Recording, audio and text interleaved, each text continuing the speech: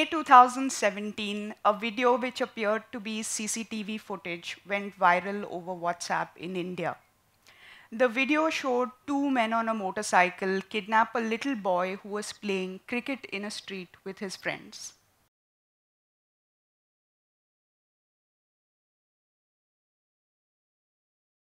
But that 30-second clip, which claimed to show a kidnapping in broad daylight, was not the entire video. The original video was an ad by an NGO in Pakistan who wanted to show how easy it was to kidnap a child from the streets of Karachi.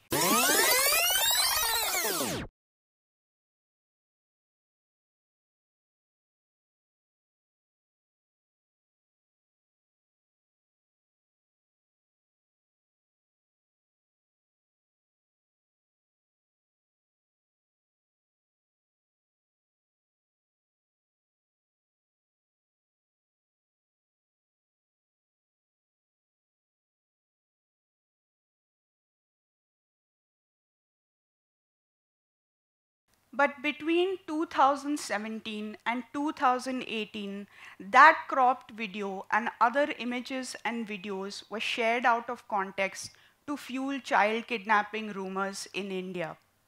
Over 30 people were lynched to death in different parts of the country on suspicions of being child kidnappers. Sadly, this is not the first time that a false rumor has claimed lives in India. Misinformation led to targeted sexual assaults on Manipur's Kuki women in 2023. Perhaps many of you here are aware of the false rumors of attacks on North Indian migrants in Tamil Nadu.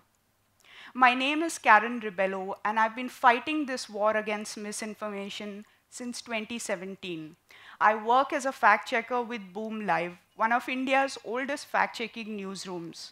We debunk viral misinformation and disinformation shared online, but often we can't stop these rumors in time from going viral and causing harm.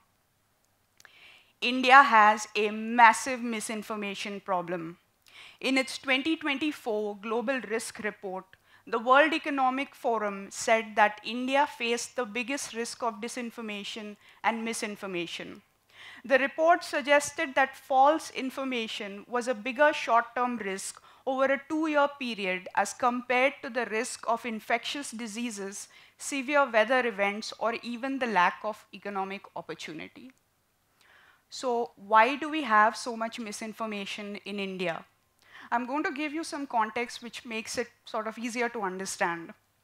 India had over 800 million internet users in 2023. India also recognizes 22 official languages in the constitution.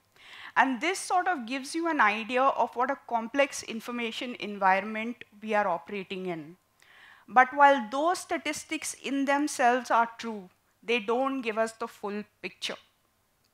And even if you don't remember anything from my speech, I want you to leave with two ideas when you leave from here. The first is that misinformation is weaponized. It's weaponized by people who are constantly stirring this pot to achieve their objectives. And those objectives could look like winning an election, or sowing discord between communities, or wanting to get rich by creating disinformation, or even wanting to be the next social media sensation. India has a lot of misinformation because it's a feature and not a bug. It is very much deliberate. The second thing that I want you to remember is that misinformation doesn't work in a vacuum alone. It takes someone to constantly stoke that fire. And that fire is hate speech.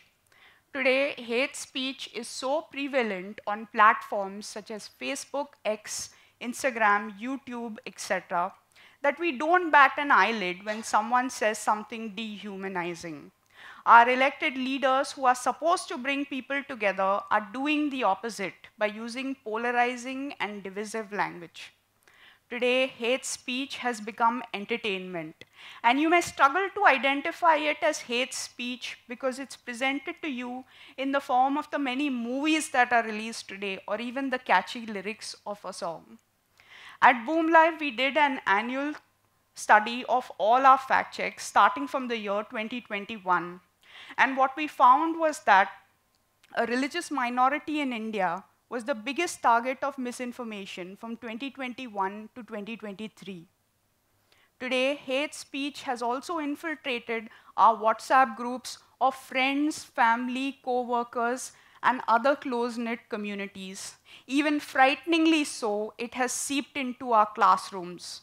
And the result is that we are not raising children who will be caring and responsible citizens, but we're raising militias who can be influenced and controlled by charismatic leaders and the content that they consume online. So how do we fight this tumor? Because much like cancer, it's eating us from the inside. Well, for starters, you as an individual have more power than you think. You can be the fact checker in your own WhatsApp group, helping your loved ones, especially the elderly, navigate this complex online world that they find themselves in. When you come across a false message, I urge you to approach it with curiosity rather than cynicism or rebuke for the person who sent it, because those labels only push people away. Don't cut off ties with people whose politics you disagree with. Whether we like it or not, we're all in this ride together. You could also teach simple media literacy skills in schools, colleges, parks, and other community spaces.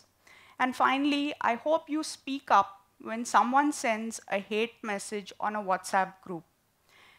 Because even one voice countering a hateful message is more powerful than a fact check at changing minds. This started off as a fight against misinformation, but it's now become a fight for the mind, the heart, and the soul of this country. I hope you join me in fighting this good fight. Thank you very much.